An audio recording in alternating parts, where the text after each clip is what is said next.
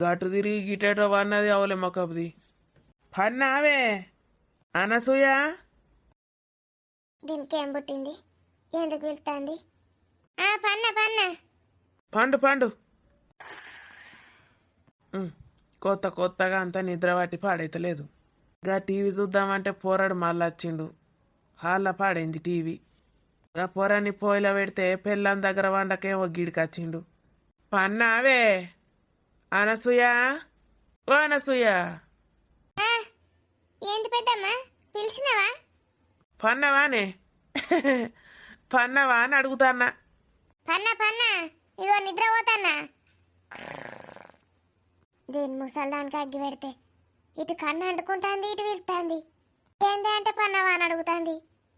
పన్నదాన్ని ఏవతన్నా నిద్ర లేపి మరి పన్నవా అని అడుగుతుంది ఏవతన్నా. ఏం ముసల్దాని ముఖం అంగడి పోతే అవ్వ అవ్వ అవ్వ ఏపుక తింటాంది నన్ను.